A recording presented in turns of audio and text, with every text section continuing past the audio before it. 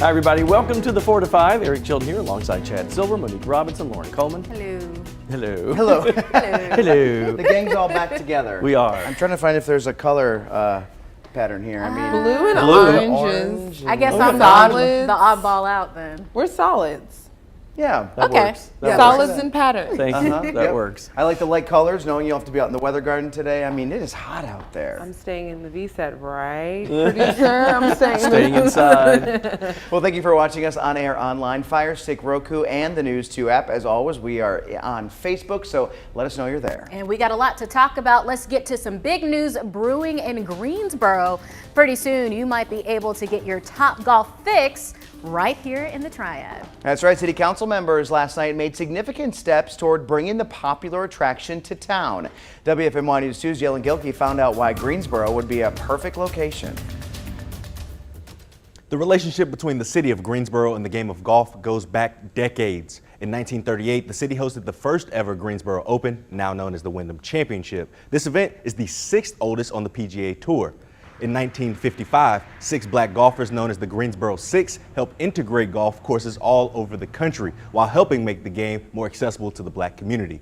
With all this history here, it only makes sense for one of the more popular golf-based brands in the country to consider Greensboro as the home of their 4th North Carolina location. I think right now, what we're seeing is because of all the momentum in Greensboro, we see an awful lot of opportunity here. And so people are taking notice of Greensboro, and we're getting on people's radar screen. And this is just another example of that.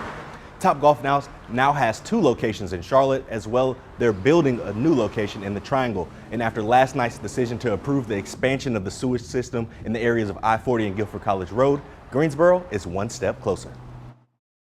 Whether you like golf or not, this is a top national brand that has looked at our community and deemed it worthy of one of their operations, and that's just more good news. And I think it's the kind of amenity that many people are looking for in communities. As of now, I want it to be clear, there is no timetable as for when or if this project will be completed. All of the Topgolf talk came from a city council meeting last night. Leaders approved a resolution reimbursing a, quote, unnamed attraction for sewer improvements. They confirmed that attraction is Topgolf. If the company decides to come to Greensboro, the driving range / bar and restaurant would be located on 8 acres of land near I-40, Brifford Parkway, and Guilford College Road. This is huge. I love Topgolf. Have you guys ever participated? Well, I think I am the resident golfer Okay. in the newsroom at this point, or at least on this show for sure. And I love Topgolf. I love everything about it. I love the fun. I love the food. I just love the environment, everything about it. It's really more, I mean, even if you don't like golf, it's just a fun place to go hang out and eat and watch. And don't they do tiers? I haven't been, but they have levels. They have several levels that they offer, you know.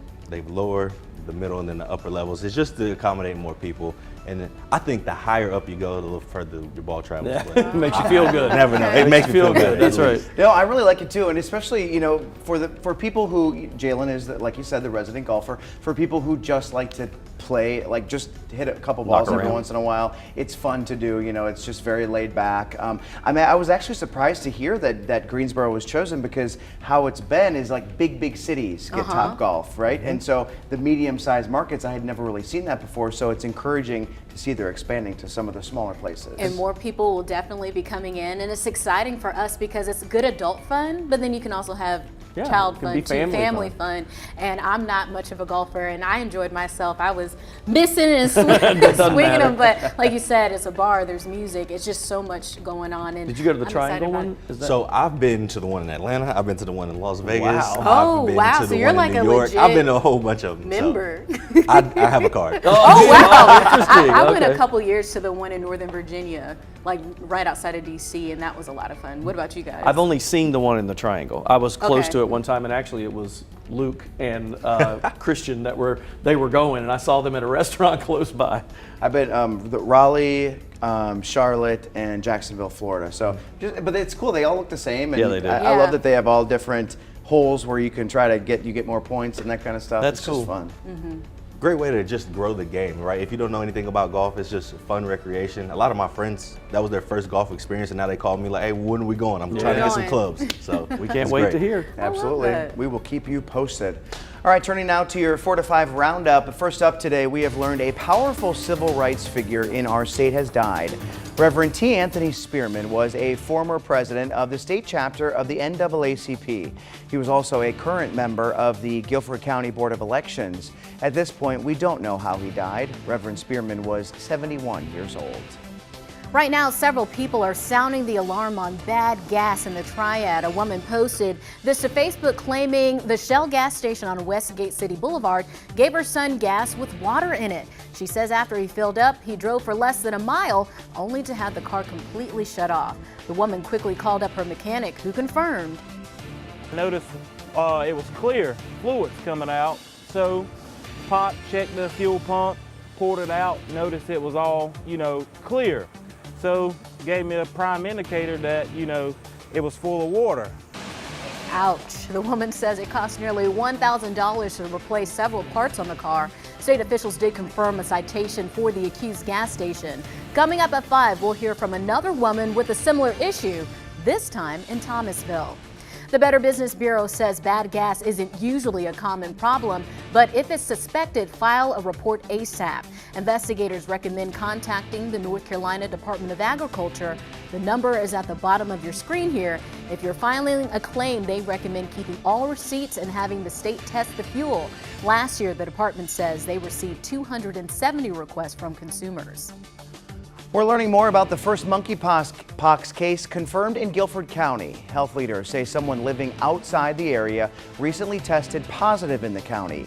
It's now the second case in the Triad. The first was in Davidson County last week. It's important to know the CDC has not confirmed a single death from monkeypox in the U.S. Meantime, health experts are tracking a summer COVID surge. A new booster designed for newer variants is in the works, but won't be ready until the fall. So should you wait for it or get boosted now? Let's verify. To boost or not to boost? That is the question on social. Many going online with their dilemma as cases rise again, saying if they get their COVID booster now, they won't be able to get the Omicron booster when it comes out in just a few months. It's a question Kathy K sent our Verify team. So we're asking, are health officials encouraging people to get boosted now if they're eligible, or wait until fall for the Omicron booster? Our sources, infectious disease specialist with Novant Health, Dr. David Priest, and the North Carolina Department of Health and Human Services. While the exact timing is still unclear, some vaccine makers have told the FDA to expect boosters targeting concerning and collectively dominant strains BA4 and BA5 in October. The boosters right now are the same formulation as at the beginning of the pandemic, but doctors say they are still working against the worst outcomes from the virus. Right now, everyone 5 and older can get 1 booster. Immunocompromised people and those 50 and older can get 2. My suggestion is if you're due for a booster, you should go ahead and get it, especially if you're older or if you have other medical conditions. This is also the official guidance from North Carolina's health agency, which urges anyone eligible to boost now. Priest says doing so doesn't necessarily prevent you from getting that Omicron shot in a few months. You'd hate to be waiting on a booster that we don't know when it's coming and then end up with a severe case or in the hospital. And I don't think getting those fairly close together poses any danger. So we can verify. Official guidance is to boost now if you can, with some doctors even saying boosting again against Omicron should be okay. Alrighty then, it's been a hot day today. I mean, the heat has been on, but I just wanted to do a little bit of a recap over the course of 2022 to see how hot have we been so far. Well, the warmest day was back on June 22nd, where we reached 96 degrees, and the warmest night being on June 15th at 74. June was certainly a warm month, but July has also had some hot days. I mean, we've been in a stretch of 90s when we started the month, low 90s though, not seeing that 96, but as we move through the course of this weekend, we could see some more mid 90s across the area. The temperature trend for today has been slow but steadily warming up to around those 90s by the afternoon. What I really just want to draw your eyes to is how long it takes to cool down late at night. By midnight, we're still at 75. It's not until about 5 a.m., 6 a.m. where we get that coolest part of the day. So it takes a long time for those temperatures to cool down. Once that sun goes away, it still takes a while for that cool air to settle settle in. And then once again, once the sun shines right around that 6:30-ish time frame, once again, we start heating back up, and then we're seeing the 90s by the afternoon. So the temperatures now across the area, upper 80s, low 90s, 90 degrees in Winston-Salem, 93 in Burlington, 89 in Greensboro. Now it's hot today, and it's going to be hot tomorrow, but tomorrow that heat could fuel some very strong storms across the triad. We haven't seen some in a couple of days, but I'm expecting that radar to get very busy for your Thursday. Talking more about it in just a bit. Well, you know, on this day in history, the U.S. made one small step for man, one giant leap for mankind. It was 53 years ago on July 20th, 1969. NASA spacecraft, the Apollo 11, landed on the moon with astronauts Neil Armstrong, Buzz Aldrin, and Michael Collins all aboard. All three became iconic figures around the world, with Armstrong becoming the first human to set foot on the moon's surface.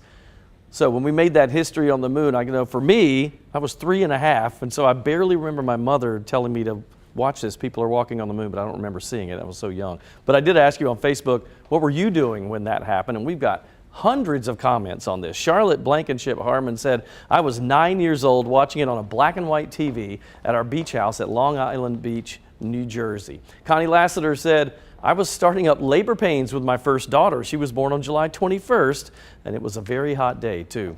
Marie said, I was 11 and watching it with my dad. He told me that I was watching history being made. Ginger, I like this one. She said, I was in Titusville, Florida, the site of the launch, but more importantly to me was my future husband gave me his high school ring then, and we've been married for 52 years now. Mary Setzer said, I was at home watching it on TV, and we had just returned from Florida to watch the actual launch. We were very excited. Pamela Harris said, I was at the beach looking up at the moon. You know, for me, we used to do, we didn't have a ton of money, so my dad, every now and then, we'd go just across town and stay at like a local hotel. So we were at a hotel in Winston-Salem, a Sheraton somewhere, and I remember my mom telling me, watch this, people are walking on the moon, but I don't remember seeing it, but I remember her saying that to me. It was crazy. Well, I wasn't born yet. Yes, I know. Nor was I thought Neither. of. My parents were 8, so they hadn't even met yet. But it's just been exciting to see even now regular everyday people like us getting the opportunity to go to space, and just how much science has changed throughout the years. I wasn't around either, but I can imagine what it must have been like to see something like that on TV. I mean, at the time, I mean, the advances that we had in science were nowhere near, you know, what they are today. And so to see something like that would have just been incredible. It almost seems like cartoon, like the Jetsons, like Yes, that's very right. much into the future. Well, and it was a bragging right. I mean, again, I was 3.5, so I don't remember, but reading about it later, it was a bragging right, and the whole world was trying to get there first, and Russia was the main, you know, competitor. But the thing for me is the technology, what you were talking about. They said today our smartphones can do more than the computers on board Apollo 11, and that's amazing to me. So that only goes to show what can happen next, and like what our children and our children's children will be able to see, you know, with the moon and space and all that. You take your own car to outer space. That's going to be a thing. Yeah, Are you telling me that the computer on board the Apollo 11 couldn't take a selfie? Could not. could not do it. Can you imagine? I'm sure. Do astronauts take selfies? Surely they do now. I'm sure, Absolutely. Yeah, now, they if I'm do. going to space, that's the first thing I'm doing is taking a selfie. I'm sure the space shuttle has Wi-Fi, so you can post to social media and all that, right? All of that good stuff. Wi-Fi at the ISS. We're coming back. Is it free, or are you going to have to pay?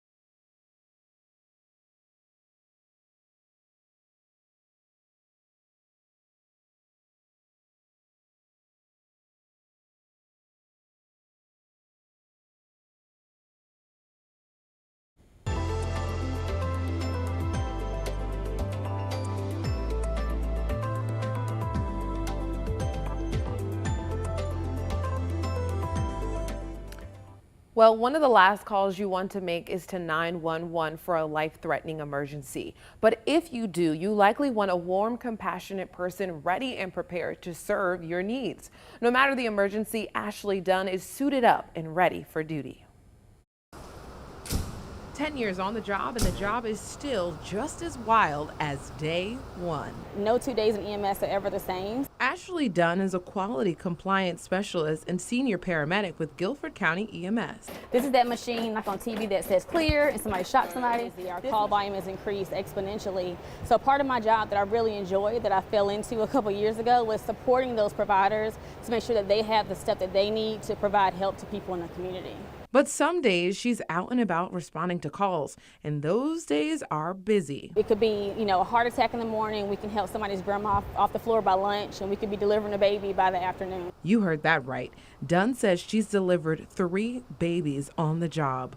With tech advancements, crews can tackle a lot of problems right from the back of the truck. While we're working in the back of the ambulance, we are working. So we're starting IVs, we're giving you medication. Calls like heart attacks and strokes, where the time is muscle. So the more time that we use, the more time that we take, that muscle is dying because it's not getting the blood flow it needs. Then this machine, I can just put it directly onto their chest in the right location. And then I just hit play, and it automatically measures how far it should go and then how fast it can go. Dunn says it's like a doctor's office in a box. If you want to do healthcare, you don't have to always go to be a doctor or a nurse. This is really the first response, which is key to get patients into the doctor, into the hospitals. So I think I really like to educate people to do that, and that's kind of what it keeps me going. Now, thank God I've not been in an EMS, but what I have observed from watching all my hospital shows is that a lot of the technology they had in there is new. You saw some of the resources that they had, and one of the most amazing things I thought was that digital programming where you could see your heart rate, that they directly send it to the hospital they're going to. So once you arrive there, wow, they already have the information. So it's not like, they have to reset you up and figure everything out. It goes directly to them. They can program it and everything. I'm like, that's amazing. That is awesome. So you're going straight into surgery or whatever it is that you need. Oh, that's awesome. Talk about a stressful job. To have to be the first line of defense when you have to make those quick assessments on the way to the hospital so the doctors know what to do when you get there. I don't know if I can handle that. You're the kind of pressure. lifeline. You're literally the first line of defense. And like you were saying, you need someone who's nurturing and caring and someone who genuinely wants to figure out whatever they need to do possible to save someone's life. True. Yeah. And you talk about the stress. I mean, I think about going back to the height of the pandemic when, we were giving all the love to the doctors and the nurses and the hospital staff, but it's really the EMTs who are the first person on the scene dealing with a COVID patient who needs to go to the hospital. I mean, and they don't know what they're walking into half the time. And I have a friend who's an emergency room doctor. He said the better EMTs really honestly save lives every day, because he said when they bring them into us, if you've misdiagnosed what was going on, we have to sift through all that and figure it out. It's serious. And the fact that she's delivered 3 babies, they're doing compressions and all that kind of stuff. I asked you what kind of education you need to do that, and what is it, like 2-3 years? I don't know the exact timing of it, but I do know that she's came here for college and then never left. She's been on the road of learning and educating, and not only educating people at home, but educating police officers and firefighters. They send that knowledge everywhere. It's a great profession. Nice story. We're coming back.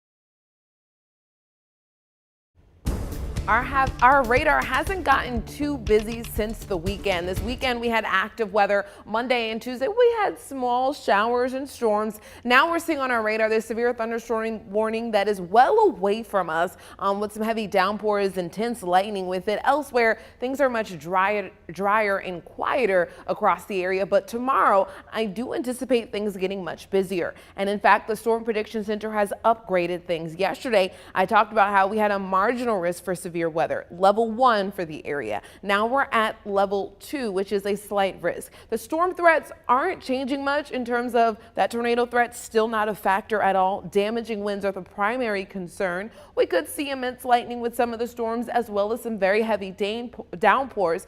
2 p.m. to about 7 p.m. is the time frame when we could see those scattered storms. Let's take a look at the futurecast together to see how that all pans out. Now, we could see a first round of activity early in the morning, and that's only if some leftover storms from tonight hold together across the Kentucky, Tennessee area and shift their way in the morning time. But the afternoon, that's the prime time to really get those strong, severe storms. So we're seeing that after 2 p.m. through about 7 p.m. across the area, and then ending out the night much drier. Now, our full 7-day, one thing to really point out here is how these temperatures are on the upward climb throughout the weekend. We were yesterday talking 93, now we're talking really upper 90s, which means we could be approaching heat advisory criteria through the weekend.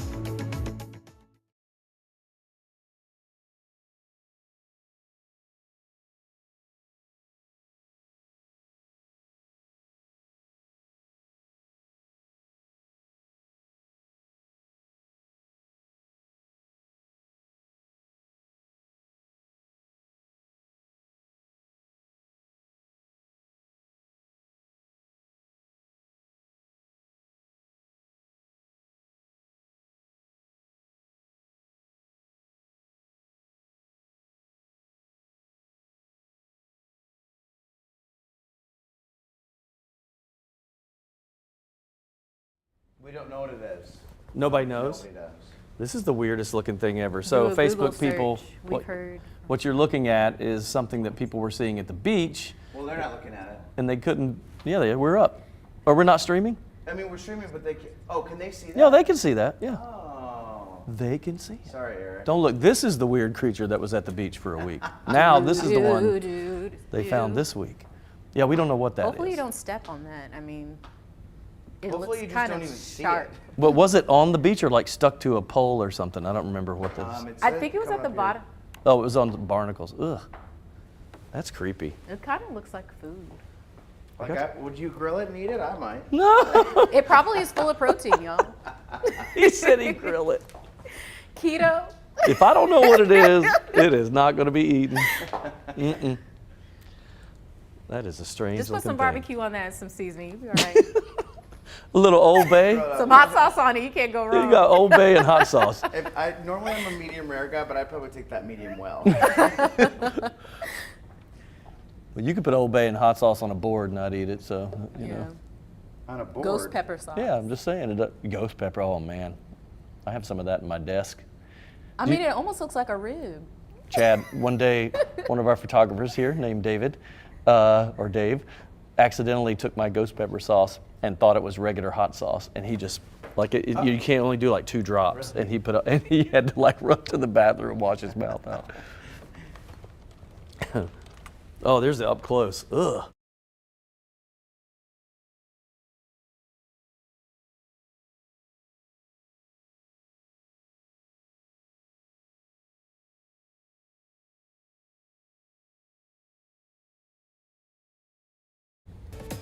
You know, there are a lot of weird creatures living at the beach. Just go to the bars. Just kidding. But this one has experts stumped here. A turtle patrol team examining the ocean side of Cape Lookout found these things. Yeah, they're about 6 inches long and were spotted on a log covered in barnacles. Some thought it might be some type of sea slug, but it doesn't match any pictures posted online. Here's a picture of the creatures beside a sea cucumber. I don't know. It kind of looks like it. It kind of looks like a centipede to me, but like yeah, a it does. sea centipede, like the little white things. But there's almost, like a toothbrush, how it has like the bristles. That's what it looks like. That's what that looks like to me. I think it's wild when we find things that even the experts don't know what they are. It's like, how did this go unnoticed, forever? Right. Have they tried cleaning it off? Like maybe it's just something covered with, I wonder what it feels sand like. and dirt. We were just talking about, would you eat it? Oh yeah, I said it looks like some good protein. Put it on the grill, get some barbecue sauce, some hot sauce. If you're in Naked and Good to Afraid, go. maybe you'd eat that. yeah, maybe. Otherwise, Oh. man, I I don't have know. no idea what that is, but I'm still sticking with like a sea centipede. That's what it looks like, yeah. Yeah, on Facebook, people are commenting. Elizabeth says it looks like it was on the sand. She says it looks nasty. Yeah. Melita said, I would not touch that thing. Imagine stepping on it and like looking down and seeing what it is. I probably would pass out. Ugh. If that was, what if you felt something on your leg and you looked at that Oh thing? my God. Well, you guys know I don't do bugs and she I don't would do have water a sports. fit. So It's this- like an ocean leech, right? Oh, gross. That's horrible. We'll be right back. Maybe.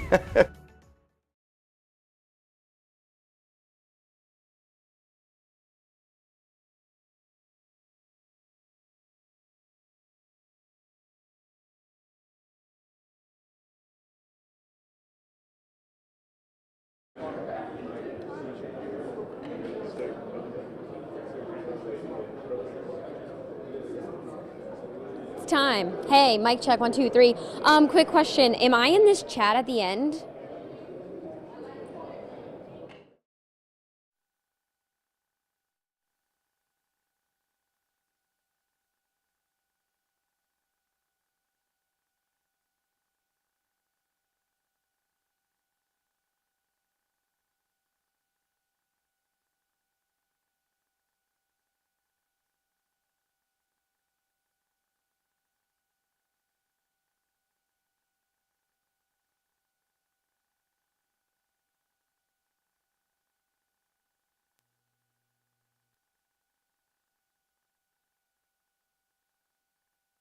Hey, I think my cable came loose on it. I put it back in.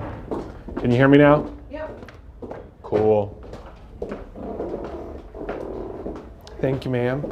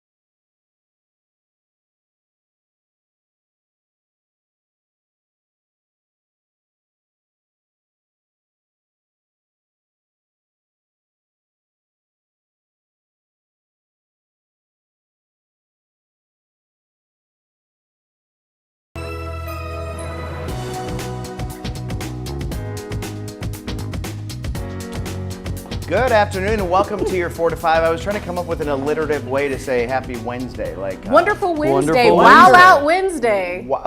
What was that? Wow Out Wednesday. Wow. A rapper in her free time. Oh, you know. I see that. Her words just flow. FMY Club.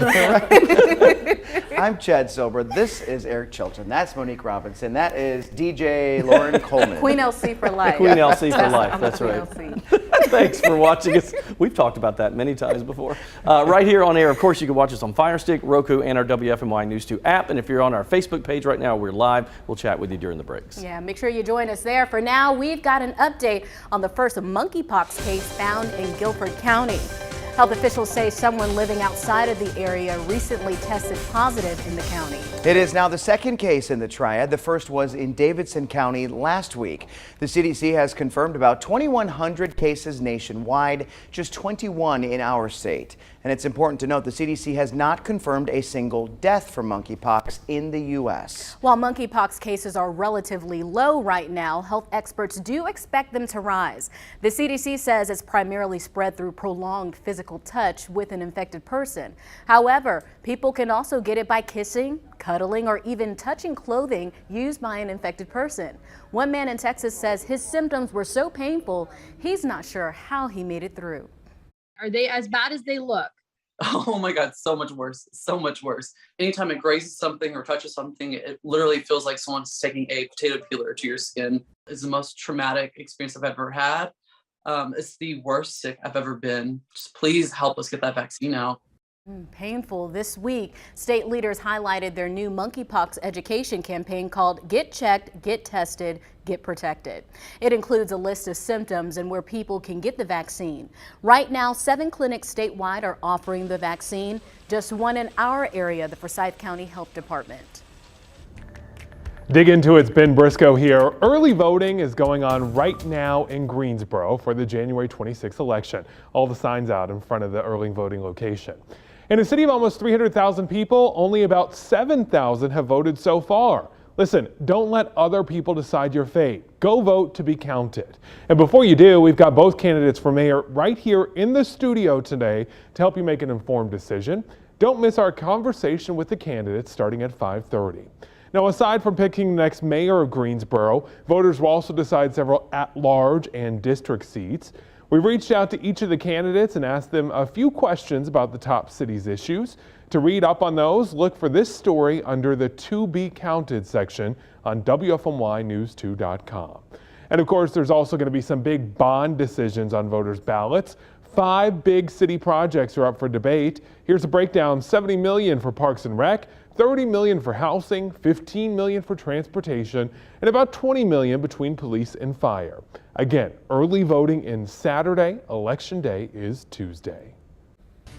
Right now, inflation isn't just hitting pockets, but pantries too. The Greensboro Urban Ministry says it's in desperate need of donations. Today, Presbyterian Weekday Preschool in Greensboro held a can drive to boost supply. It ran from 10 this morning to 2 this afternoon. WFMY News 2 is also partnering with the Greensboro Urban Ministry. We are holding an emergency food drive this Friday. Come out to the Walmart on Battleground Avenue and drop off some food. Spread the word to friends and family. We all need to make sure Urban Ministry can continue serving its community. The food drive begins at 9 a.m. and runs until 6. And Monique, looks like the weather will be pretty good for that as well. Yeah, it will be hot though. That's the thing. The heat has been on across the southeast.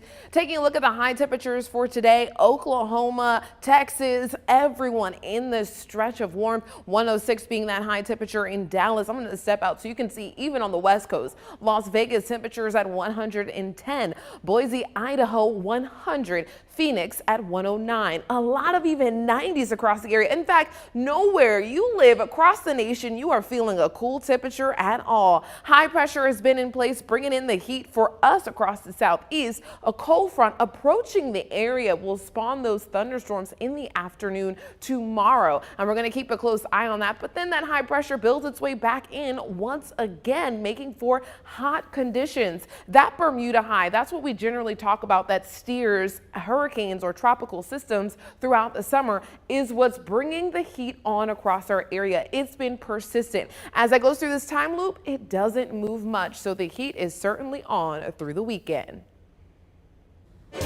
Some might say college football officially starts today. The ACC is kicking off the season with media days down in Charlotte. WFMY News 2's Amanda Ferguson is there seeing and hearing about the upcoming season. College football is coming. Welcome inside to the ACC kickoff here in Charlotte. This is a chance where we get to talk to players and coaches ahead of the upcoming season. The Atlantic Division teams talking with us today. That means Wake Forest is here and NC State. But first, let's bring you inside the event. The Westin Hotel full of all ACC school logos. Not only that, but people who represent the league. Before we hear from the teams, we had a chance to speak with ACC Commissioner Jim Phillips. We know the big storyline within college football right now, and that's what will be the future look like now with big programs leaving conferences for others. Where does the ACC stand? Phillips gives us his thoughts. While I won't go into details of those conversations, I will tell you that while the ACC is strong, we are continually evaluating all options that could further strengthen our conference, and we are engaged in ongoing dialogue with our media partners. I love our 15 schools, and I'm confident in us staying together. That's all I've heard in all the calls that we've had. We want to work together to try to provide more resources to our student athletes, so we're all on the same page.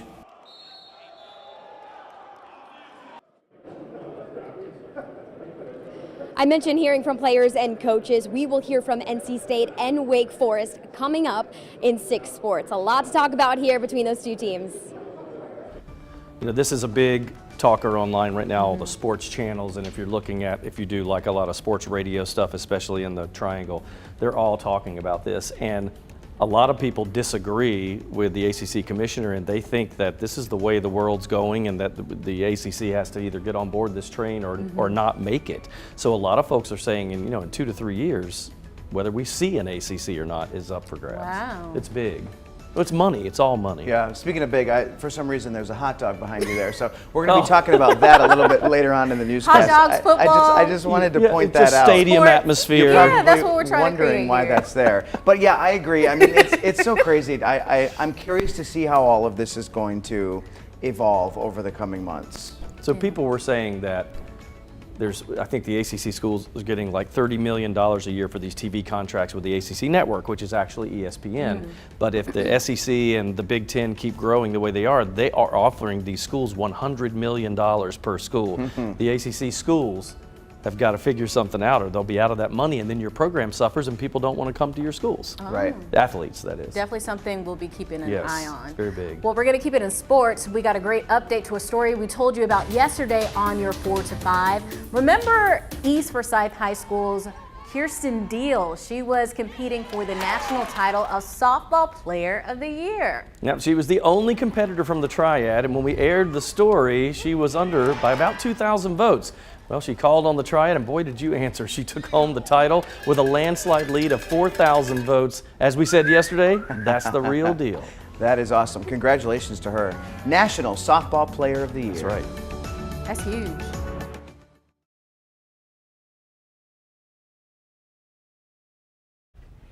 Yo, ice cold milk and an Oreo cookie. Did you jump the ship and have hot dogs behind you? Hot dogs.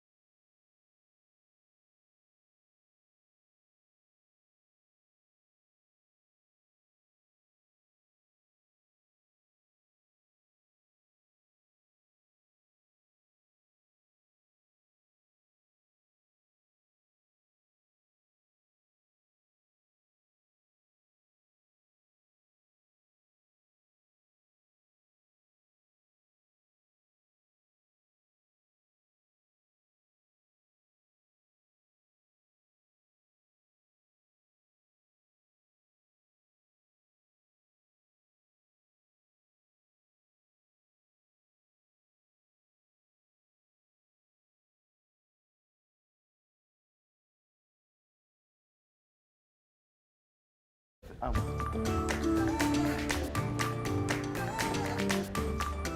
right, today is all about the hot dog, hot diggity dog. It is National Hot Dog Day. The National Hot Dog and Sausage Council, yes, that exists, says that Americans consume 20 billion hot dogs a year. A lot of hot dogs. All right, so I got a map behind you. All right, I want you to tell me what city in the nation do you think eats the most hot dogs? New York. Buys the most hot dogs? New York. Ooh, that's a good guess. Or- What state or city? City. New York City or Chicago. That's what I'll I'm go with Chicago too, with Chicago dogs. Well, now I got to pick something else. Detroit. Detroit. Okay. Detroit. Here we go. Let's check it out. New York City. Hey, Woo! Lauren. Residents purchase more hot dogs than any other city, over $101 billion worth between grocery stores, supermarkets. That probably figures in those street cards too. All right. Now, the region that eats the bulk of hot dogs every single year, though, is the southern U.S. We here eat more hot dogs than any other region in the United States. And with that in mind, I'm guessing there are some hot dog eaters on this table? Love them. I'm more of a burger person, or like a sausage, or like a bratwurst. But if I do get a hot dog, I like mine to be beef, ballpark, grilled, and it has to be charred. Oh, you like it dark? Well, my Yeah, wife likes like it like black. that too. Yep. She got the things all right there. The southern typical, except I'm not as much with chili, but I'll eat it. But the chili onion mustard slaw is kind of the Carolina dog. So. Right. I like that too. The chili and slaw. I also love a good like Chicago style dog. That's my other favorite. Is that the one with cucumbers or a something pickle. on it? It's got a pickle and and tomato, pepper. not ketchup, Yep. sport pepper, celery salt. pickle. All right, and I do think part of it is whatever you grew Yep. up on. Do you have a kind of like, we only bought this kind of hot dog when I was growing up? Oscar Mayer, ballpark. Ballpark. Yeah. Now super fancy. Nathan's is my favorite. But back in the day when we were growing up, I think the ballpark plump when you cook them was Yes. always the thing, right? Oscar Remember that? Mayer. All right, so Consumer Reports tasted all kinds of hot dogs to find the best ones. Hot dogs may not be the healthiest choice, so when you have them, occasionally, you want them to be really good. Consumer Reports taste-tested hot dogs from various brands, evaluating flavor, juiciness, and whether the hot dogs and their meat-free alternatives have that snap when you bite into them. The taste testers unanimously agreed, go for Nathan's or Hebrew National. And if you're looking for a meat-free option, look no further than the Beyond Meat sausages or the Impossible. The meatless bratwurst from Beyond and Impossible were so good that I would actually choose them over most regular hot dogs or bratwursts. Interesting that he would choose the meatless, and not because he That's is all interesting, plant-based. He's like just on taste. So I like Nathan's. My wife likes the Hebrew National. So those are the two brands that we buy the most. Hebrew National. Yeah, they're good. So I went out today and we asked people. I was doing a story in Kernersville, so we just asked people, "How do you like your hot dog?" So I expected mustard, chili, slaw, onions with everybody. Right. No, take a look. Okay. Or not. If I get a hot dog, it's got to be grilled with the butter on the bottom side first, and then I like a melted cheese afterwards and plenty of onion, and throw bacon on it, and I'm pretty happy. So that's usually how I have to roll. So I put hot dogs with the bun in a casserole dish, pour some cheese on it, put some chili on it, bake it in the oven. So I like to get my bun first grilled with butter on it, and I boil my hot dog in beer, and then chili and mustard and ketchup and cheese and bacon. I slice the hot dog down the center, so it captures all the toppings. Man, you're technical with it. I like to cook. I do not eat hot dogs. They are absolutely disgusting. Never? Never. Not even if we put cheese on it? Oh God, no. And I am with her. I don't ever eat a hot dog. Oh, you either. don't? I'm a I don't burger eat hot dogs. person. Oh, Like I love I'll eat the hot dog, but if there's other options, I'm gonna go with the other. Well, and, just don't tell me what it is. You know, like I Well, don't that's wanna what I was know, going to like, say. yeah. Is it because of what's in hot dogs? I just don't like You don't them. like the flavor? I like a sausage, an Italian sausage, or a Same. kielbasa sausage, or a bratwurst. Yeah. But a hot dog, I know people say it's the same thing. It is not No, the same it thing. doesn't taste the same, but I do. I love sausage too. I love the brats and the peppers and all that. Did y'all ever do cut up hot dogs to put it in like macaroni and cheese when you were Yes. a kid? Ben was just talking Yes, about that. my mom No, did that. but my mom, like when she bakes baked beans, she'll cut up like hot Yeah, dogs or beanie like weenies. sausage and put them in the baked Yep. beans, or like SpaghettiOs. You know how you could buy the SpaghettiOs with the hot dogs when I was a kid. I did like hot dogs more so as a kid. My mom would boil them and cut them up and put them in the SpaghettiOs. Remember little pigs in a blanket too? Those Oh, little I things. love I love those. pigs in a blanket. Give me some ketchup and I will eat those all day Tania's long. over here like, I'm not happy. She I'm is not Any of disgusting. that. But y'all have it. Y'all have it and have a great time. I Y'all have saw it. something the other day where a guy took a piece of I really shouldn't say this because I love hot dogs, but he took a piece of a hot dog and he did a microscope on it. Let's I not was talk like, about it. I Let's was not talk like, about it. I'm not looking because I love hot dogs. But sorry. on the packages, doesn't it say chicken? chicken and pork and like it's like all It's these everything. Yeah. They do have all beef hot dogs, though. Yeah, just I do they like have- those. Okay. If I'm Yeah. Would you eat that? You still don't like it? No. Nobody wants to know how the sausage is made. I'm Yeah, just no, saying. no. Yeah, let's not talk Yeah, we don't about want to that. do a special There's also, segment on that. We also had growing up the hot dogs that have like cheese inside of them. So then Yes, when I you remember cook that. It, then the cheese like kind of oozes out a little bit. No. I'm glad our producer just said All wrap. right. All right. We're going to break. Hot dog. I didn't Tell us like your that. favorite hot dog in chat.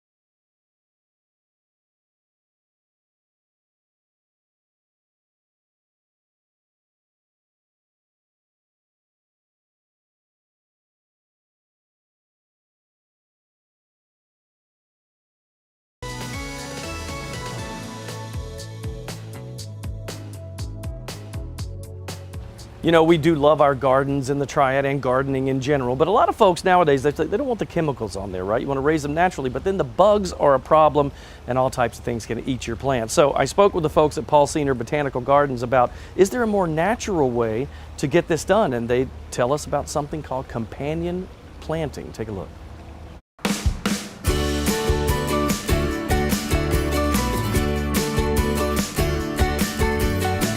You know, they're so pretty, and we try so hard to keep our gardens and our flowering beds looking good, but I love how you say that we can use them together and they work in harmony. What is this all about?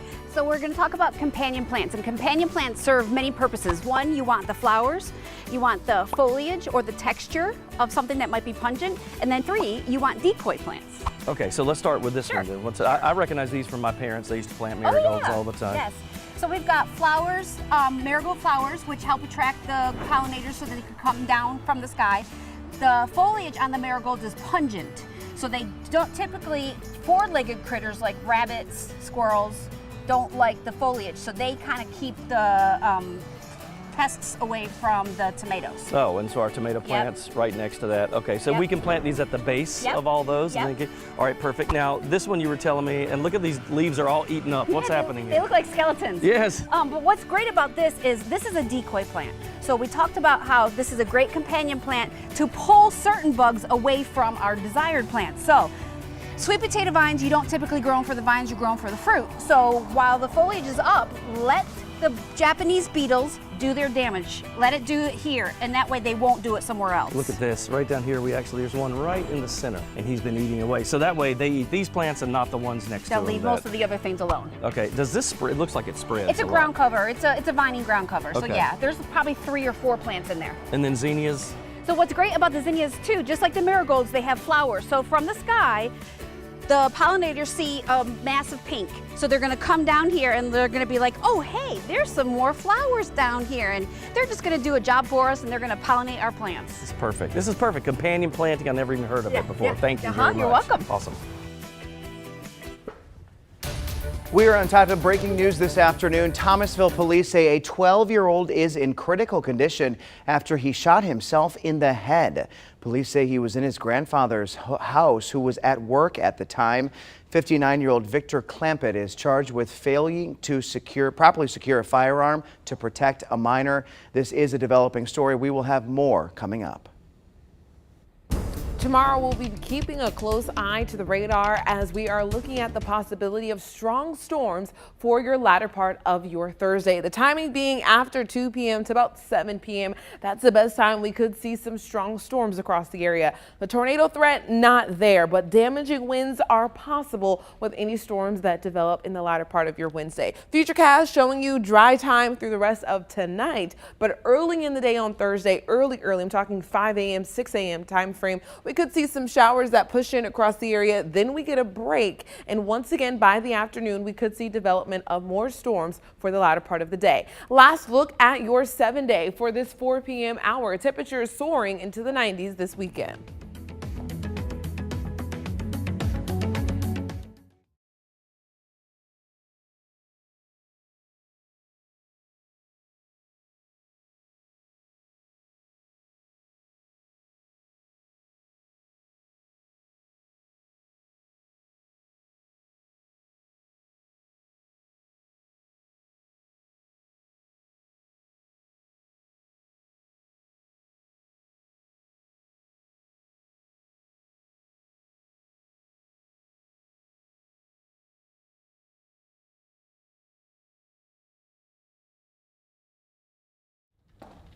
One, two, three, four, 5, 6, 7. Hey, 1, 2, 3, 1, 2, 3, 1, 2, 3. Off the top. Hi, Illinois, Indiana, Iowa, Kansas, Kentucky, Louisiana.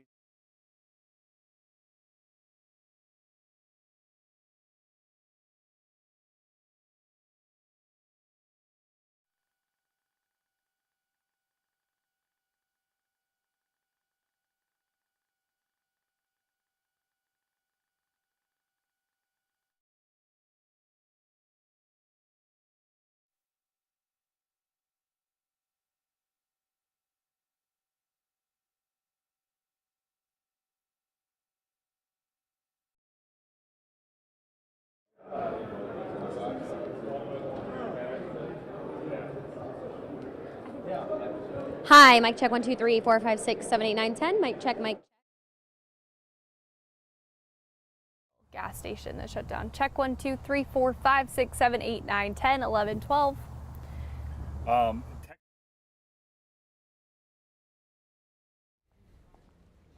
Hi, I'm here, Lauren Coleman, WFMY News 2.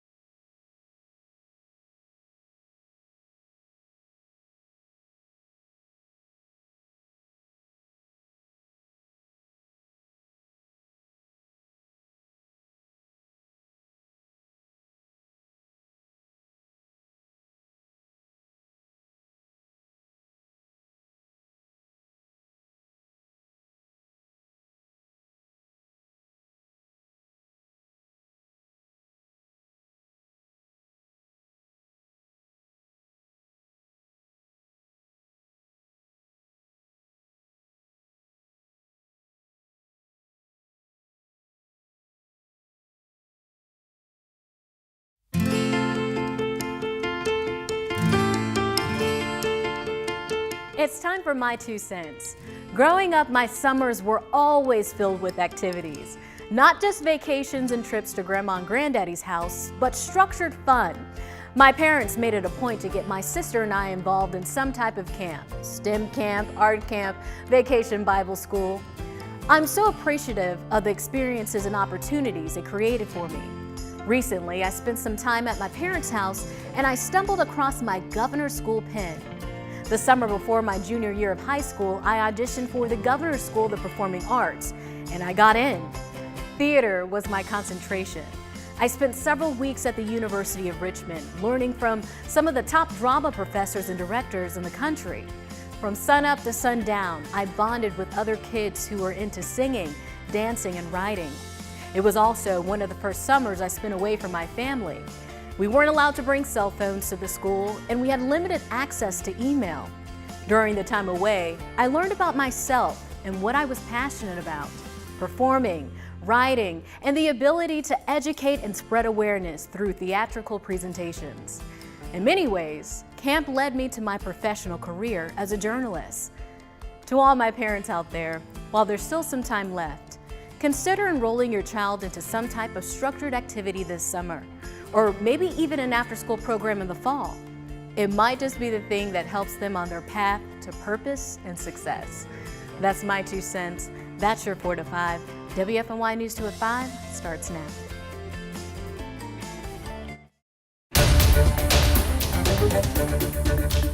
We are on top of breaking news on WFNY News 2 at 5. Thomasville police say a 12-year-old boy shot himself in the head and is now in the hospital in critical condition. Thomasville police responded to a home on Jarrett Street yesterday afternoon. They say they found the boy suffering